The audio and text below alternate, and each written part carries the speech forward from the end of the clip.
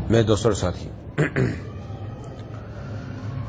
سورۃ المؤمنون میں ابتدائی آیات میں اللہ تبارک و تعالی نے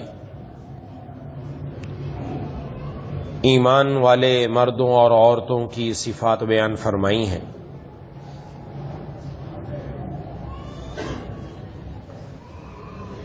پہلی صفت یہ بیان فرمائی کہ وہ اپنی نماز میں دل سے جھکنے والے ہیں۔ دوسری یہ بیان فرمائی کہ وہ لغو باتوں سے اعراض کرتے ہیں، کنارہ کش ہو جاتے ہیں، ایسی باتوں سے جس کا نہ دنیا میں فائدہ نہ آخرت میں فائدہ۔ ان دونوں پر میں گفتگو کر چکا ہوں۔ تیسری بات ارشاد فرمائی والذین هم للزکاۃ فاعلون، اور یہ وہ لوگ ہیں کہ جو زکوٰۃ پر عمل کرنے والے ہیں۔ زکوٰۃ کا ایک معنی تو وہی ہے جو ہمارے درمیان معروف و مشہور ہے کہ جو آدمی صاحب نصاب ہو، سال گزرنے کے بعد اس پر مال کی زکوٰۃ ادا کرنا فرض ہے، اور اس کے بارے میں مختلف موقعوں پر میں تفصیل عرض کرتا رہا ہوں۔ یہاں مفسرین کرام نے فرمایا ایک تو یہ معنی ہو سکتا ہے کہ یہاں پر مومنین کی صفات میں یہ بیان فرمایا کہ وہ زکوٰۃ پر عمل کرنے والے ہیں، یعنی وہ اپنے مال کی زکوٰۃ ادا کرتے ہیں۔ زکوٰۃ کا لغوی معنی ہے، لفظی معنی ہے پاک کرنا، کہ چونکہ جو بندہ زکوٰۃ ادا کرتا ہے اس کے ذریعے بقیہ مال پاک ہو جاتا ہے۔ ایک معنی تو یہ ہے، اور دوسرا یہ کہ یہاں پر یہ نہیں کہا کہ وہ زکوٰۃ ادا کرتے ہیں، بلکہ فرمایا زکوٰۃ پر عمل کرنے والے ہیں۔ اس لیے دوسرا معنی جو مفسرین کرام نے بتایا وہ زیادہ مناسب معلوم ہوتا ہے کہ کیا مطلب کہ وہ اپنے دلوں کو پاک کرتے ہیں۔ زکوٰۃ پر عمل کرنے والے کیسے زکوٰۃ پر عمل کرنے والے کہ وہ اپنے دلوں کے اندر جو اخلاق رذیلہ ہیں، جو گندی چیزیں ہیں، جو حرام افعال ہیں، اس کے ذریعے اس کو دور کر کے اپنے دل کی زکوٰۃ دیتے ہیں، کہ عمل کر کے اپنے دل کو پاک کر لیتے ہیں۔ یہ بڑا اہم معنی ہے۔ محبوب کبریا خاتم الانبیاء جناب نبی کریم صلی اللہ علیہ وسلم کے اللہ تعالیٰ نے دنیا میں بھیجنے کے 4 مقصد بیان فرمائے کہ آپ کو دنیا میں کیوں بھیجا گیا۔ نمبر 1 قرآن کریم کی تلاوت کریں، نمبر 2 کتاب ان کو سکھائیں جن کے اندر احادیث آتی ہیں، نمبر 3 حکمت ان کو سکھائیں، اور نمبر 4 ان کے دلوں کا تزکیہ فرمائیں۔ یہ 4 کام ہیں جس کو آپ سمجھیں۔ دنیا کے اندر جتنے بھی علوم ہیں جب وہ پڑھے جاتے ہیں تو اس میں صرف تھیوری کی تعلیم نہیں دی جاتی۔ ایک ہوتی تھیوری، نظریہ، علم۔ جیسے مثلا کوئی ڈاکٹر بننا چاہتا ہے تو ڈاکٹری کی تعلیم کے لیے ایک تھیوری ہے، پڑھنا ہے اس نے کہ ڈاکٹری کے اندر جو جو چیزیں اس کو پیش آنی ہیں وہ ساری بتائی جاتی ہیں۔ لیکن کوئی آدمی ڈاکٹری کی کتابیں پڑھ کر ڈاکٹر نہیں بنتا، کوئی انجینئرنگ کی کتابیں پڑھ کر انجینئر نہیں بنتا، کوئی سائنس کی کتابیں پڑھ کر سائنسدان نہیں بنتا۔ یہ دنیا کے اندر تسلیم ہے۔ کوئی بھی چیز، یہ تو بڑی چیزیں چھوٹی چیزیں لے کے آ جائیں کہ درزی بننا چاہتا ہے، کوئی کتاب لکھی ہوئی ہے اس کے اوپر، وہ لا کر گھر میں رکھے اور پڑھنا شروع کر دے کہ کپڑے کی کٹائی کیسے ہوگی، قمیض کس طرح کاٹنی ہے، کہ شلوار کس طرح کاٹنی ہے، بین کیسے بنانا ہے، اور آپ نے اس کا پاجامہ کیسے بنانا ہے، پڑھ لے، کچھ بھی کر لے، یہ سر مار لے، لیکن اس کو کاٹنے واٹنے کا طریقہ نہیں آئے گا۔ یہ تھیوری ہے، یہ دنیا تسلیم کرتی ہے اس کو۔ یہ تھیوری پڑھ کر کوئی بھی نہیں بنتا۔ جو ڈاکٹری پڑھتا ہے تو اس کے بعد 1 سال اس کو ہاؤس جاب کرنا پڑتا ہے، کسی ماہر ڈاکٹر کی سرپرستی میں رہنا پڑتا ہے، دیکھتا ہے اس کے ساتھ رہ کر، آپریشن دیکھتا ہے اس کے ساتھ، دیکھتا ہے کیا کیا کر رہا ہے۔ جب تک وہ دیکھے گا نہیں اس کو نہیں پتا چلے گا۔ ایسے ہی سائنسدان، ایسے ہی انجینئر، ایسے ہی درزی، اس کو کسی درزی بنانا ہے، ان پڑھ ہے، اس کو پڑھنا ورنہ کچھ نہیں آتا، نہ پڑھاؤ اس کو کسی درزی کی صحبت میں چھوڑ دو۔ کسی درزی کے بعد چھوڑ دو، چند دن بعد درزی بند کرنے کے لے گا. یہ دنیا کا طریقہ ہے. اللہ تبارک و تعالیٰ نے اپنے محبوب خاتم الانبیاء جناب نبی کریم صلی اللہ علیہ وسلم کو بھیجا، تھیوری بھی دی ہے، اس کے ساتھ تربیت بھی عطا فرمائی ہے کہ صرف تعلیم ہی نہیں ہے. نبی کا کام ہے جہاں وہ تعلیم دے گا وہاں جتنے لوگ اس کے پاس ہیں ان کی تربیت بھی کرے گا. اور محبوب کبریا خاتم الانبیاء سرور عالم صلی اللہ علیہ وسلم نے اس پر بدرجہ اتم عمل کر کے دکھایا ہے. قرآن کی تلاوت بھی کی اور ایسی کی کہ حافظ پیدا فرما دیے. صرف خود ہی نہیں، دوسروں کے دلوں میں اس قرآن کریم کی ایسی ترغیب اور ایسا ان کو پڑھایا کہ سب کو یاد کروا دیا. اور پھر اس کی کتاب بھی سکھائی کہ قرآن کا مطالبہ کیا ہے، اپنے ارشادات سے، اپنے فرمودات سے، اپنے اعمال سے. اور پھر حکمت بھی بتائی. اور یہ کرنے کے بعد صرف اسی پر ختم نہیں بلکہ ان کی تربیت بھی فرمائی، ان کے دلوں کو ایسا پاک کیا. وہ لوگ جو ایک دوسرے کے خون کے پیاسے تھے اور ایک دوسرے کے اوپر اپنا خون نچھاور کرنے کے لیے تیار ہے، ایسا معاشرہ تشکیل دیا ہے. یہ نبی کا کام ہے. تو اس لیے یہ دوسری بات کہ وہ دلوں کو پاک کرتے ہیں، دلوں کا تزکیہ کرتے ہیں، دلوں کے اندر ان کے یہ بات پیدا کرتے ہیں جن کو ہم کہتے ہیں کہ اچھے اخلاق. اچھے اخلاق کیسے پیدا ہوں گے؟ اچھے اخلاق کس کو کہتے ہیں؟ ہے کیا؟ پیدا کیسے ہوں گے؟ اس کو سمجھ لیں. اچھے اخلاق آتے کہاں سے؟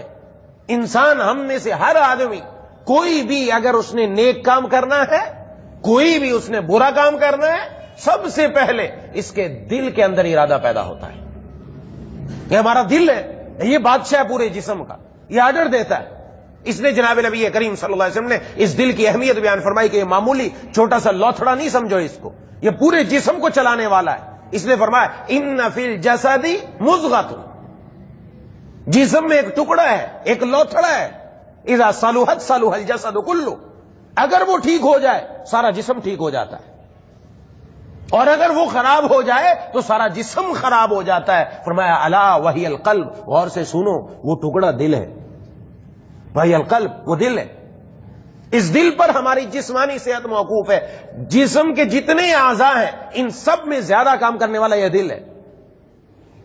بندہ پیدا ہوتے ہی یہ دل نے کام کرنا شروع کرنا ہے، رکنا نہیں. ہاتھ ایک حد تک کام کرتے ہیں، کبھی ان کو سکون بھی ملتا ہے. رات کو انسان سویا ہوا ہے، ناکیں کام کر رہی ہیں، نہ زبان کام کر رہے ہیں، نہ کان کام کر رہے ہیں، نہ ہاتھ کام کر رہے ہیں، لیکن دل اپنا کام کر رہا ہے.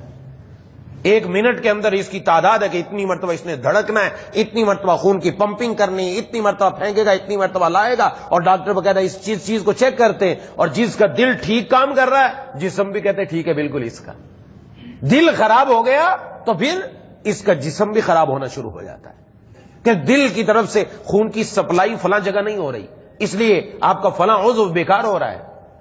یہ بائی پاس ہوگا، کیوں ہوئے گا؟ کہ اس لیے کہ دل کی جو شریانیں ہیں یہ بند ہو رہی ہیں، خون کی سپلائی نہیں ہو رہی، بند ہو رہی ہیں، یہ آپریشن کرنا پڑے گا. یہ جسمانی صحت ہمارے جسم کی صحت اس دل پر موقوف ہے. تو اسی طریقے سے ہماری روحانی صحت بھی اس دل پر موقوف ہے. دل خراب ہوتا ہے تو جسم خراب ہوتا ہے. اگر دل میں گندی باتیں، گندے جذبات، گندے ارادے، گندی خواہشات آنا شروع ہو جائیں تو پھر روح بھی خراب ہو جاتی ہے.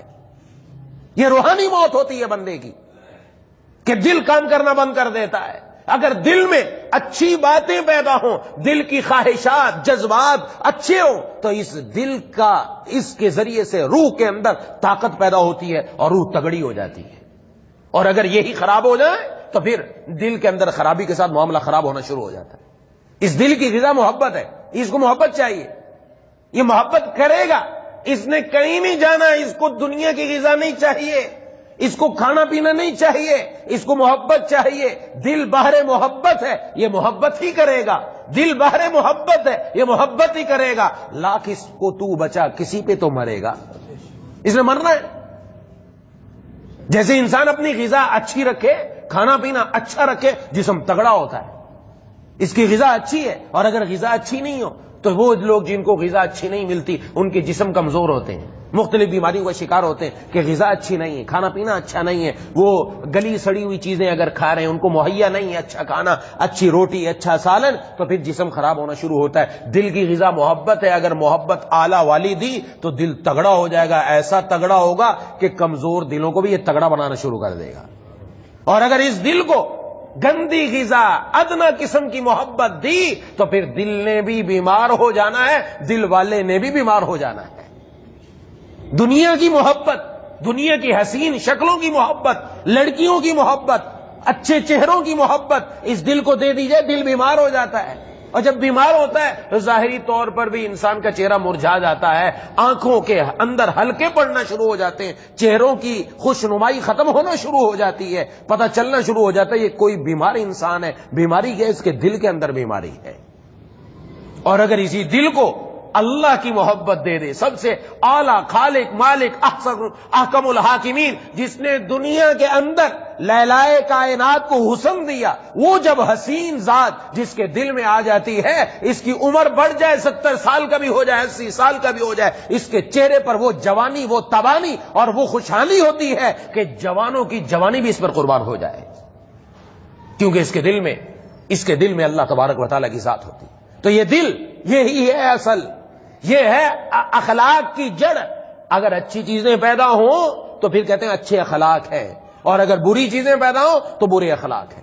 دل کے بھی کچھ افعال حلال ہیں، کچھ حرام ہیں۔ صبر کرنا، شکر کرنا، اخلاص، یہ دل کا کام ہے، یہ زبان کا کام نہیں، آنکھ کا کام نہیں، ہاتھ کا کام نہیں، کسی چیز کا کام نہیں۔ صبر شکر کرنا یہ دل کا کام ہے، اخلاص دل کا کام ہے، حلال کام ہے، اور یہ دل کے اندر پیدا ہونے چاہیے، حکم دیا گیا ہے۔ اور دل کے اندر بغض کا پیدا ہونا حرام ہے، تکبر کا پیدا ہونا حرام ہے، حسد کا پیدا ہونا حرام ہے۔ یہ حرام چیزیں ہیں دل کی، یہ چیزیں اس دل کے اندر پیدا نہ ہوں، اس دل کے اندر اچھی چیزیں پیدا ہوں، اچھے اخلاق پیدا ہوں گے تو پھر اچھے کام کرے گا، کیونکہ دل نے آرڈر دینا ہے، یہ پورے جسم کو آرڈر دیتا ہے۔ اس لیے ہمارے حضرت والا رحمہ اللہ فرمایا کرتے تھے کہ اللہ تبارک و تعالیٰ هو الذی انزل السکینۃ فی قلوب المؤمنین، اللہ کی ذات وہ ہے کہ جو آسمانوں سے سکینہ، سکون کے خزانے مومنین کے دلوں پر اتارتی ہے۔ یہ دل کا کیوں ذکر کیا ہے؟ دماغ کا کیوں ذکر نہیں کیا؟ سر کا کیوں ذکر نہیں کیا؟ ہاتھ کا کیوں ذکر نہیں کیا؟ ان میں کیوں نہیں اتارتی، اس میں کیوں اتارتی ہے؟ میں اس لیے دل کا ذکر کیا کیونکہ دل بادشاہ ہے، پورے جسم میں خون کی پمپنگ کرتا ہے۔ جب دل کے اندر سکون آتا ہے تو پھر خون کے ساتھ مل کر جسم کے ایک ایک ذرے میں سکون پہنچ جاتا ہے۔ اس کو دنیا میں جنت کا مزہ معلوم ہوتا ہے۔ اسی لیے تو جو اللہ کے نیک بندے گزرے، علامہ رومی رحمہ اللہ فرماتے اللہ اللہ اینچ شیری است نام شیر و شکر می شود جانم تمام۔ اے اللہ آپ کا نام کتنا میٹھا ہے، کیسا میٹھا ہے؟ اتنا میٹھا ہے کہ جب میں نام لیتا ہوں ایسا لگتا ہے دودھ اور شکر دونوں گھول کر میرے جسم میں ملا دیے گئے ہیں۔ مجھے اپنے جسم کا بال بال شہد کا دریا معلوم ہوتا ہے۔ کیا بات ہے، شہد کا دریا کیوں معلوم ہوتا ہے؟ اس لیے کہ بال بال کے اندر جسم کے دل نے سب جگہ پر خون سپلائی کیا تو اللہ کے نام کی لذت بھی سپلائی کی ہے اس کے ساتھ۔ یہ دل ایسی اہمیت کی چیز ہے، معمولی چیز نہیں ہے، لیکن جتنی اہمیت کی چیز ہے اتنے ہم غافل ہیں اس سے، اتنا ہی اس کو فکر نہیں ہے۔ چہرے کی فکر ہے چہرہ اچھا بن جائے، صبح اٹھ کر سب سے پہلے اسی چہرے کی لیپا پوتی ہوتی ہے۔ آج کل پہلے تو عورتیں میک اپ کرتی تھی، اب مرد بھی میک اپ کرتے ہیں۔ اب دلہا میاں بھی میک اپ کے لیے جاتے ہیں، میک اپ شیک اپ کر کے لائے، اس کو دیکھو کیسا اچھا بنا کے لائے ہیں، ساری شکل ہی اس پر، شکل اچھی بنا کے کیا کرنا ہے؟ اخلاق ہی اندر سے خراب ہے تو اگر وہ گالی نکالتا ہے، اگر وہ بدتمیزی کرتا ہے، کیا کرو گے؟ اس کو سر پہ بٹھاؤ گے؟ ارے اخلاق اچھے بنا لو، اس کو ضرورت نہیں بچی کے، اخلاق اچھے بنا لو، اس کی آنکھوں میں حیا ڈال دو، اس کے دل کے اندر اللہ کی محبت ڈال دو، اس کو دنیا کے میک اپ کی ضرورت نہیں، اللہ کا حسن اس کے چہرے پر آئے گا، وہ سب سے اچھی اور پیاری نظر آئے گی۔ تو نوجوانوں کو بھی چاہیے، دنیا کے پہلے لوگوں کو ان چیزوں کی ضرورت نہیں تھی، کیوں؟ اس لیے کہ ان کی نظر اس پر نہیں ہوتی تھی، وہ دیکھتے تھے اخلاق کیسے ہیں، بات کرنے کا ڈھنگ کیا ہے، شریف بھی ہے کہ نہیں ہے۔ آج تو پیسہ دیکھا جاتا ہے، بعد میں جب پتہ چلتا ہے کہ لے کر تو کس کو آئے تھے اور آگے نتیجہ کیا نکل رہا ہے، وہ نتیجہ اسی لیے الٹا نکل رہا ہے کہ ہماری جو ترجیحات ہیں وہ غلط ہو چکی ہیں۔ بہرحال یہ الگ مضمون ہے۔ تو دل کی اہمیت سمجھیں کہ یہ دل معمولی چیز نہیں ہے۔ اسی طرح دل میں اللہ نے فطری جذبات رکھے ہیں، غصہ دل کے اندر آنا ہی آنا ہے، یہ فطری جذبہ ہے. کوئی کہے میں ختم کر دوں، نہیں ختم کر سکتا. ضرورت ہے اور ہونا بھی چاہیے غصہ دل کے اندر. کیوں؟ کافروں کے خلاف نہیں نکالنا. کافروں کے خلاف کیسے نکلے گا؟ ایمانی قوت ہوگی تو پھر یہ ایمانی قوت ہے جس کو ہم غیرت کہتے ہیں، یہ غصے کا نتیجہ ہے.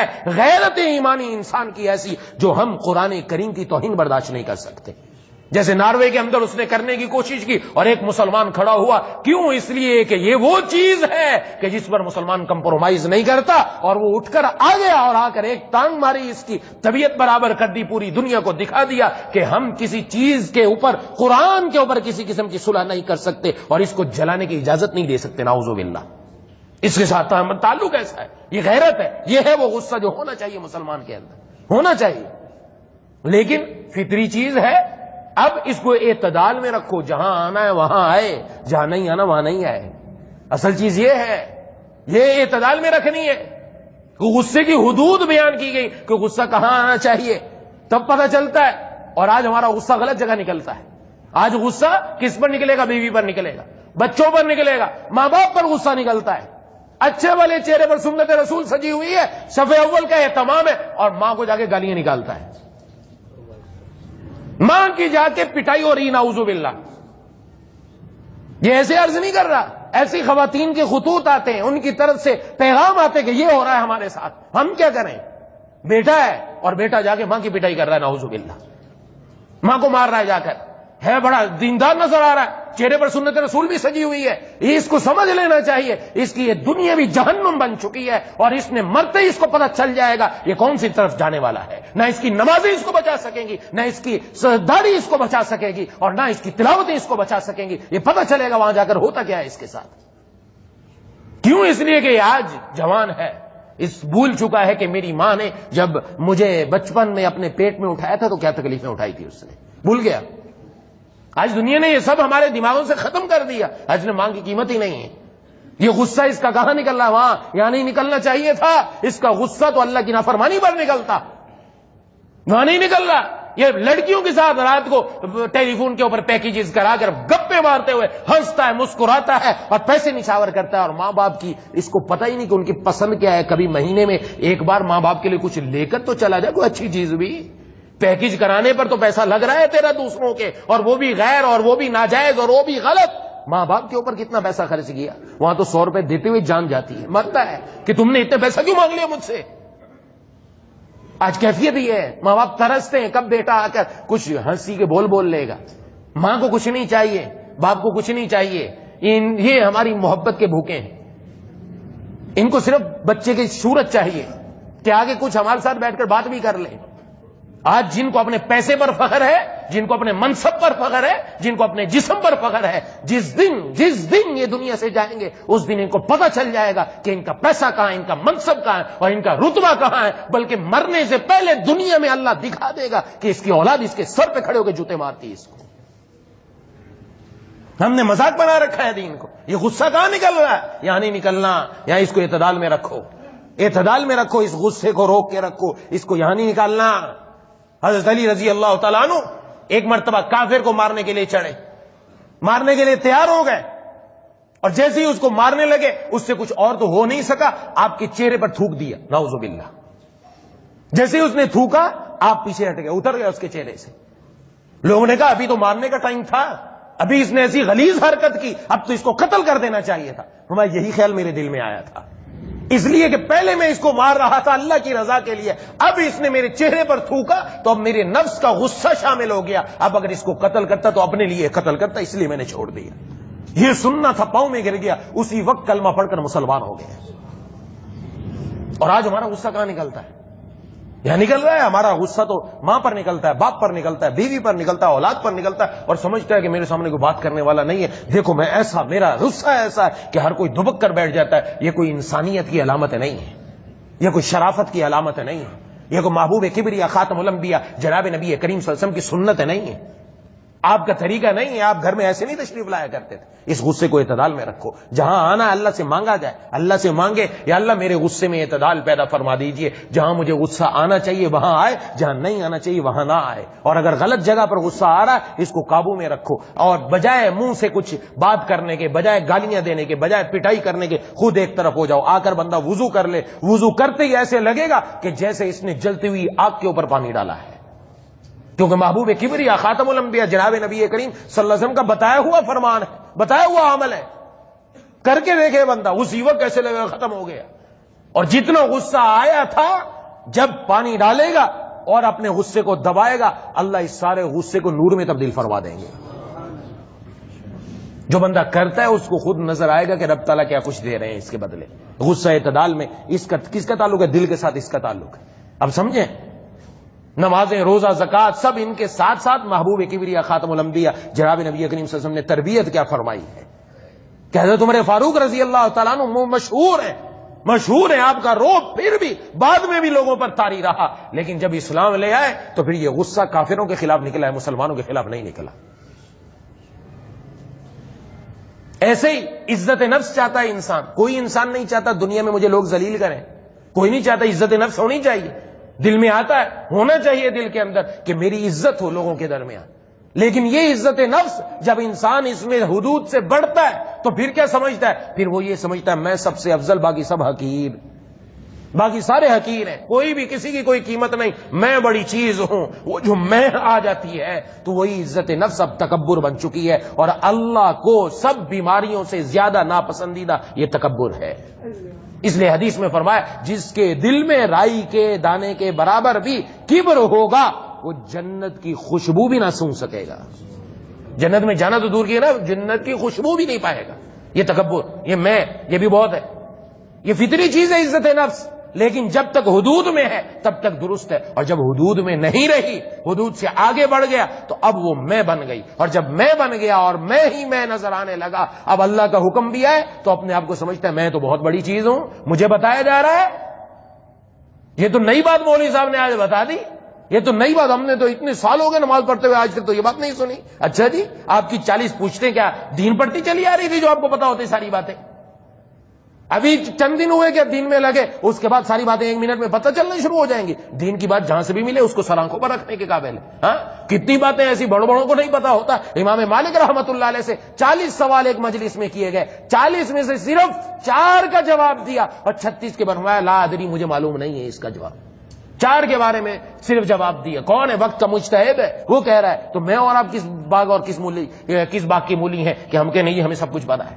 نہیں, جب نہیں پتا معلوم ہو گیا سبحان اللہ فوراً لینا چاہیے اور اس پر عمل کرنے کے لیے تیار. یہ تکبر یہ بھی آ رہا ہے, یہ کس کی وجہ سے؟ یہ اس دل کی اصلاح نہ کرانے کی وجہ سے. یہ ہے اصل دل کا جو میں بتا رہا ہوں, یہ دل کے اندر ہی صبر پیدا ہوتا ہے, پھر دل کے اندر ہی اللہ تبارک و تعالی شکر پیدا کرتے ہیں, دل کے اندر اخلاص پیدا ہوتا ہے, اور دل کے اندر دوسروں لوگوں کے ساتھ محبت اور شفقت پیدا ہوتی ہے.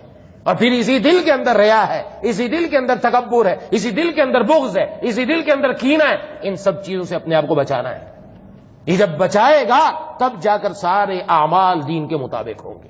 پھر اس کا ہر قدم قدم پر یہ دل کے اندر ایک پرزہ فٹ ہو جاتا ہے جو اس کو بتاتا ہے کہ یہاں تم غلط کر رہے ہو, یہاں ٹھیک کر رہے ہو.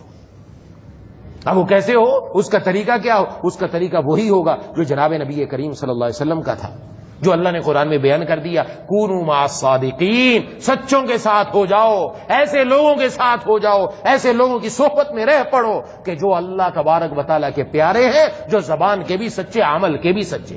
جو جناب نبی کریم صلی اللہ علیہ وسلم کا طریقہ, حضرات صحابہ اکرام آپ کی صحبت میں رہے اور بدن بنتے چلے گئے. تابعین حضرات صحابہ اکرام کی صحبت میں رہ کر بنے, تبع تابعین تابعین کی صحبت میں. ایسے یہ سلسلہ چل رہا ہے اور قیامت تک چلتا ہی رہے گا. لیکن یہ جس کو تصوف کہا جاتا ہے, تصوف کا اصل مقصد ہی ہے کہ دل کی اصلاح ہو جائے, باطن کی اصلاح ہو جائے. یہ نہیں ہے کہ پیری مریدی, آج کل بعض لوگ انہوں نے بدنام کر دیا, الٹا ہی کہانی چلتی ہے. وہ تو کہتے ہیں جو سٹے کا نمبر بتایا وہ سب سے بڑا پیر ہے, سٹے کا نمبر بتاتا ہے بیٹھ کر, اور یہ کہا مرید کو آج کے بعد تجھے نماز پڑھنے کی ضرورت نہیں ہے, بس اپنے پیر کا خیال رکھ, تو ہم تیری نماز پڑھیں گے. ایسے بھی ہیں. ایسے میرے پاس ایک آئے وکیل صاحب آئے اور آ کر کہا کہ میں تعلق رکھوں گا لیکن میری شرط یہ, آپ میرا خیال رکھنا. میں خیال نہیں رکھ سکتا، میں تو اپنا خیال نہیں رکھ سکتا بھائی، اللہ تعالیٰ کی طرف سے آنا پڑتا ہے، اللہ تعالیٰ سے مانگی، میں کیسے خیال رکھوں گا؟ کہیں سی بھی جگہ ہو آپ میرا یہاں سے وہاں بیٹھ کے خیال رکھیے، ہم کیسے خیال کریں گے بھائی؟ ہم نہیں خیال رکھ سکتے، آپ کو اپنا خیال خود رکھنا ہے۔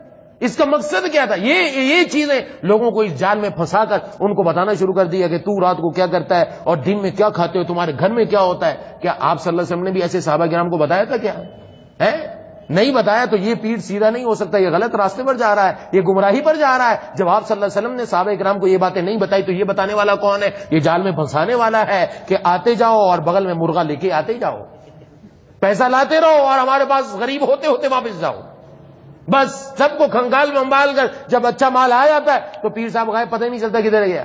آج کل تو بہت کام چل رہا ہے یہ پیری مریدی، اس کو قرآن نے پیری مریدی نہیں کہا، اس کو تصوف نہیں کہا، یہ تزکیہ نہیں ہے۔ تزکیہ وہ کہ ساتھ کس کے ساتھ رہو؟ وہ بندہ جو خود صحیح العقیدہ ہو، جو خود سنت پر عمل کرنے والا ہو، شریعت پر عمل کرنے والا ہو، جس کے پاس بیٹھ کر دل کے اندر اچھے خواہشات پیدا ہوں اور جس کے پاس بیٹھ کر گناہوں سے نفرت پیدا ہو، جس کا کوئی بڑا ہو، جس کا کوئی بابا ہو، اور جس کا کوئی بابا نہیں اس کو بابا مت بناؤ، جس کا کوئی بابا ہے، جس کوئی بڑا ہے جس سے اس نے اپنے آپ کو ٹھیک کروایا، اصلاح کروائی، اس کے پاس جا کر ہم کہیں کہ ہم آپ سے رہنمائی لینا چاہتے ہیں، آپ ہماری رہنمائی فرمایا کریں، وہ رہنمائی لیں ان سے جا کر۔ اور پھر جب آدمی چلتا ہے تو پتہ چلتا ہے واقعتاً اللہ تبارک و تعالیٰ دل میں کچھ عطا فرما رہے ہیں۔ مجھے سہل ہو گئی منزلیں کہ ہوا کے رخ بھی بدل گئے، مجھے سہل ہو گئی منزلیں کہ ہوا کے رخ بھی بدل گئے، تیرا ہاتھ میں آ لگا تو چراغ رکھ کے جل گئے۔ جب بندہ چلتا ہے، مجھے کچھ خبر نہیں تھی تیرا درد کیا ہے یا رب، تیرے عاشقوں سے سیکھا تیرے سنگ در پہ مرنا، کسی اہل دل کی صحبت جو ملی کسی کو اختر، اسے آ گیا ہے جینا، اسے آ گیا ہے مرنا۔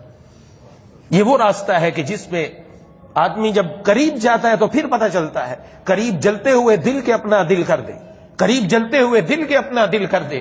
یہ آگ لگتی نہیں، لگائی جاتی ہے۔ یہ دولت ملتی ہے کہاں سے بتاؤں میں، ملے گی یہ جہاں سے، ملے گی یہ خدا کے عاشقوں سے، ان کی دعاؤں سے اور ان کی صحبتوں سے۔ یہ وہ دولت ہے جو قرآن کریم میں تزکیے کے نام سے بیان کی، جو جناب نبی کریم صلی اللہ علیہ وسلم نے اپنے دل سے صحابہ کرام کے دل میں منتقل فرمائی، ان کے دل سے تابعین کے دل میں، تابعین سے تبع تابعین، اور یہ سلسلہ قیامت تک چلتا جائے گا۔ یہ ہمارے دین کا اعجاز ہے کہ ہماری الحمدللہ حدیث کی سند بھی آج موجود ہے، کہ آج بھی ہمارا ہر عالم بتا سکتا ہے کہ میں نے جو حدیث پڑھی وہ کس سے پڑھی، اور اپنا واسطہ جناب نبی کریم صلی اللہ علیہ وسلم تک جا کر پورا کرے۔ اور یہ جو تزکیہ اور اصلاح اخلاق ہے، اس کے لیے بھی ضروری تھی سند کی، اور آج بھی الحمدللہ یہ سند موجود ہے، بتایا جا سکتا ہے کہ ہمارا سلسلہ جناب نبی کریم صلی اللہ علیہ وسلم تک پہنچتا ہے جا کر۔ یہ اس کے صحیح ہونے کی علامت ہے، یہ اس کے سچے ہونے کی علامت ہے۔ اس لیے ضرورت ایسے افراد کی کہ جن کے پاس بیٹھ کر ہم اپنے دل کی حالت ان کو بیان کریں، ان سے رہنمائی لیں۔ قدم قدم پر ہمیں ضرورت ہے۔ جیسے ڈاکٹر کے پاس انسان جاتا ہے، بیمار ہو جاتا ہے تو ڈاکٹر کے پاس جاتا ہے۔ کوئی ڈاکٹر اپنا علاج خود نہیں کرتا۔ ایک ڈاکٹر ہے، وہ بیمار ہوگا تو وہ بھی ڈاکٹر کے پاس ہی جائے گا، حالانکہ پڑھا ہوا ہے، اس نے سب کچھ کیا ہوا ہے، لیکن نہیں، وہ نہیں کر سکتا، اس کو کسی دوسرے ڈاکٹر کی رہنمائی کی ضرورت ہے۔ اسی طرح ہمیں بھی کسی کی رہنمائی کی ضرورت ہے جو ہماری رہنمائی کرے، جو ہمیں بتائے کہ ہمارے اندر کیا چیز پیدا ہو رہی ہے۔ ہمیں ہر وقت نہیں پتا چل رہا، وہ اس کے لیے ضرورت ہے کسی کے ساتھ تعلق رکھنے کی۔ ہمارے حضرت والا نور اللہ مرکزہ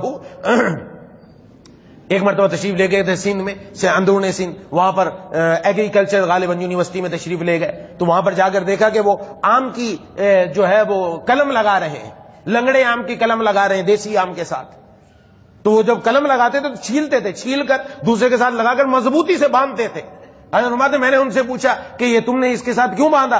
کہا کہ ہم اس لنگڑے آم کے اندر دیسی آم کی خوشبو پیدا کرنا چاہتے ہیں، یا دیسی آم کی لنگڑے آم کی خوشبو پیدا کرنا چاہتے ہیں، اس کے لیے ہم نے مضبوطی سے باندھا۔ کہ اگر مضبوطی سے نہ باندھے، ڈھیلا ڈالا چھوڑ دیں تو پھر اس کی خوشبو اس کے اندر پوری منتقل نہیں ہوگی۔ دیسی آم کی شاخ اس کے ساتھ لگ گئی تو پھر یہ پوری طرح لنگڑے آم کی خوشبو اپنے اندر نہیں لے گی۔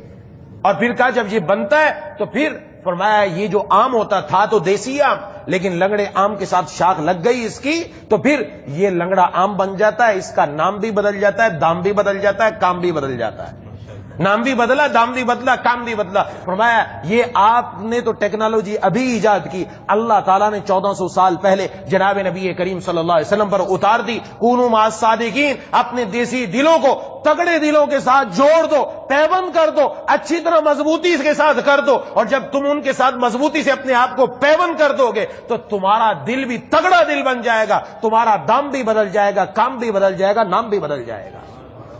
اور پھر ایسا تگڑا دل بنے گا کہ جو تمہارے پاس آ کر بیٹھے گا وہ بھی تگڑا ہو کر جائے گا. یہ کب؟ یہ دل کے اندر وہ کیفیات پیدا. آج وہ کیفیات نہیں ہے، اس لیے ہم محسوس نہیں ہوتا ہم کر کے آ رہے ہیں. ورنہ ایک ایک گناہ کا اثر، ظلمت، نحوست، تاریکی اس کی ایسی ہے جس کا اثر صرف انسان تک نہیں پورے گھر والوں پر پھیلتا ہے، گھر والوں سے باہر تک جاتا ہے، اس کا اثر دور تک جاتا ہے. اس لیے یہاں بس میں یہ بات سمجھانا چاہ رہا کہ دل یہ کوئی معمولی چیز نہیں ہے، یہ بڑی اہم ہے ہماری زندگی کے اندر. جسمانی زندگی تو موقوف ہے، ہماری روحانی زندگی بھی اسی پر موقوف ہے. اس لیے اس دل کی اصلاح کی فکر جہاں جہاں انسان کو مناسبت ہے وہاں جا کر اللہ والوں کے، ان کے غلاموں کے پاس رہ کر اپنا علاج کرائے. اگر مرید نہیں بنتا مشیر ہی بن لے، مشورہ کرے جا کے. یہ تھوڑی ہے کسی کو جال میں پھنسانا ہے یا کسی کو ضرور کھینچ لینا اپنے اندر، نہیں. مشیر بن جائے، مشورہ کرنا شروع کر دے کہ میرے ساتھ یہ معاملات ہے، مجھے کیا کرنا ہے. مشورہ کر کے پوچھ کر چلتا رہے، خود زندگی میں دیکھے گا اللہ تعالیٰ کی طرف سے بہاریں کیا آتی ہیں. دعا ہے کہ اللہ تعالیٰ مجھے اور آپ کو ان باتوں پر عمل کرنے کی توفیق عطا فرمائے. وآخر دعوانا ان الحمدللہ رب العالمین.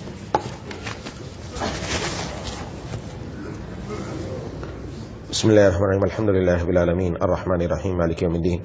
ایاک نعبد وایاک نستعین اهدنا الصراط المستقیم صراط الذین انعمت علیہم غیر المغضوب علیہم ولا الضالین. اللهم صل على سيدنا ومولانا محمد وعلى آل سيدنا ومولانا محمد وبارك وسلم. ربنا اغفر لنا ذنوبنا وكفر عنا سيئاتنا وتوفنا مع الأبرار. ربنا لا تزغ قلوبنا بعد إذ هديتنا وهب لنا من لدنك رحمة إنك أنت الوهاب. اللهم إنا نسألك رضاك والجنة. اللهم إنا نعوذ بك من سخطك والنار. اللهم ألهمنا رشدنا وقنا شرور أنفسنا. اللهم ارحمنا بترك المعاصي ولا تشقنا بمعصيتك. یا الہ العالمین، یا ارحم الراحمین، یا ذا الجلال والاکرام، ہم سب کا مل بیٹھنا قبول فرما لیجیے. جو کہا اور سنا اس پر عمل کرنے والا بنا دیجیے. میرے کہنے میں، ساتھیوں کے سننے میں اخلاص پیدا فرما دیجیے. یا اللہ ہم سب کو اپنے دل کی اصلاح کی فکر کی توفیق عطا فرما. ہم سب کے دل کی اصلاح فرما دیجیے. ہمارے دلوں میں سب سے اشد محبت اپنی عطا فرما دے. یا الہ العالمین، یا ارحم الراحمین، یا ذا الجلال والاکرام، ہمارے دل کو ایسا بنا دے کہ جیسا آپ نے فرمایا کہ یوم لا ينفع مال ولا بنون الا من اتى اللہ بقلب سلیم. جو اللہ کے پاس صاف ستھرا دل لے کر آیا وہ کامیاب ہوگا. یا اللہ ہمارا بھی قلب سلیم بنا دیجیے. مولا کریم اے الہ العالمین، اے ارحم الراحمین، ہم میں سے جو بیمار ہیں، گھروں میں جو بیمار ہیں، دوستو احباب میں جو بیمار ہیں، سب کو شفاء کامل عاجلہ مستمر عطا فرما. جو مقروض ہیں ان کو قرضوں سے رہائی نصیب فرما. جو بے روزگار ہیں ان کو حلال برکت والا روزگار عطا فرما. جن کو حلال روزگار میسر ہے ان کی روزی میں خوب برکت عطا فرما. جو بے اولاد ہیں نیک صالح اولاد عطا فرما. جو اولاد والے ان کی اولاد کو نیک متقی پرہیزگار بنا. جن کی بچیوں کے رشتے نہیں آ رہے نیک جوڑ کے رشتے نصیب فرما. جن کے رشتے آ چکے وسائل کی کمی ہے غیب سے وسائل مہیا فرما. جن بچیوں کے شوہر ظالم ہیں ان کے دلوں میں نرمی اور محبت پیدا فرما. جو بیوی اپنے شوہروں کی نافرمان ہیں ان کو اپنے شوہروں کا فرما بردار بنا. گھروں سے اختلافات اور جھگڑوں کو ختم فرما کر اتفاق، اتحاد، محبتیں پیدا فرما. اپنی اولاد کی صحیح تربیت کرنے کی توفیق عطا فرما. ہماری اولاد کو ہماری آنکھوں کا تارا اپنا پیارا بنا. ہمیں اپنے والدین کی آنکھوں کی ٹھنڈک بنا. ہمارے والدین کی ہر بیماری، تکلیف، پریشانی، دکھ، درد دور فرما. دنیا میں بھی خوش و خرم فرما. آخرت میں جنت الفردوس میں جگہ عطا فرما. ہم میں سے جن کے والدین دنیا سے جا چکے یا اللہ ان کی قبروں کو نور سے منور فرما. یا اللہ ان کو اونچے درجات نصیب فرما. ہمیں اپنے والدین کے لیے صدقہ جاریہ بنا. اے الہ العالمین، اے ارحم الراحمین، جتنا مشرق اور مغرب کے درمیان دوری ہے اتنا ہمارے اور گناہوں کے درمیان دوری فرما. یا اللہ ہمیں گناہوں کا موقع بھی میسر نہ آئے. یا اللہ صرف اپنی فرما برداری کے موقع عطا فرما. خوب اپنے پیاروں میں شامل فرما. کسی کو محروم نہ فرما. سلامتی اعضا، سلامتی ایمان کے ساتھ زندہ رکھ. سلامتی اعضا، سلامتی ایمان کے ساتھ دنیا سے اٹھائیے. رقیق القلب، رحیم المزاج بنا دیجیے. قلب سلیم، فہم سلیم، عقل سلیم عطا فرما. عقل سلیم پر فضل عظیم عطا فرما. مولا کریم جتنے بھی حاضرین مجھ سمیت موجود ہیں ہم سب کے دلوں میں جتنی جائز تمنا ہے یا اللہ پوری فرما. یا اللہ ملک پاکستان کی نظریاتی و جغرافی سرحدوں کی حفاظت فرما. اسلام کا بول بالا فرما. یا اللہ کفر کا منہ کالا فرما.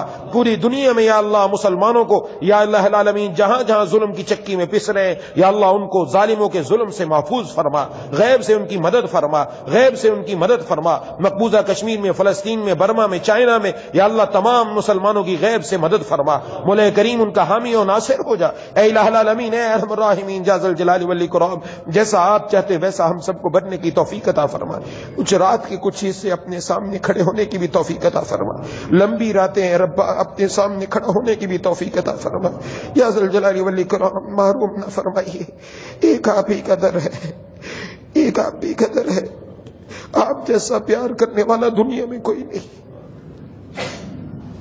ہمارے سر تو اس قابل تھے کہ ان پر آگ برستی، ان پر تو آپ کی نعمتیں برس رہی ہیں، مولا کریم الہ العالمین، ہم نے کوئی کسر نہیں چھوڑی اپنی بربادی کی، لیکن آپ جیسے پیارے اللہ سے ہمارا پالا پڑا، آپ تو ارحم الراحمین ہیں، ہمیں اپنے اعمال پر کوئی بھروسہ نہیں، ہمارے پاس کچھ نہیں ہے، ایک ایک پل گناہوں میں جکڑا ہوا ہے، یا اللہ اپنے حبیب کے صدقے، اپنے محبوب کے صدقے ہمارے والدین کی، ہم تمام مسلمانوں کی مغفرت فرما دیجیے یا اللہ، ان کے صدقے یا اللہ کل کی ہم بغیر حساب و کتاب کی جنت میں دخول اولی عطا فرما دیجیے، قبر کا عذاب، آخرت کا عذاب ہم نہیں سہ سکتے، مولا کریم اے اللہ کرم نوازی فرما دیجیے، مہربانی فرما دیجیے، یا کریم کرم نوازی کا معاملہ فرما، یا غفار بخش دیجیے، یا تواب توبہ قبول فرما لیجیے، یا ودود ہمارے دلوں میں اپنی اشد محبت عطا فرما دیجیے، یا ذل جلال والاکرام، جیسا آپ چاہتے ویسا ہم سب کو بنا دیجیے، ہر خیر ہر مسلمان مرد ہر مسلمان عورت کو عطا فرما، ہر شر سے ہر مسلمان مرد ہر مسلمان عورت کی حفاظت فرما، اس مسجد کو دنیا کی تمام مساجد کو اپنے پیاروں کے سجدوں سے آباد فرما، مرتے دم تک ہم سب کو دین پر چلنے کی توفیق عطا فرما، ربنا تقبل منا انك انت السميع العليم وتب علينا انك انت التواب الرحيم، صلی اللہ تعالی علی خیر خلق محمد وعلى اله وسلم۔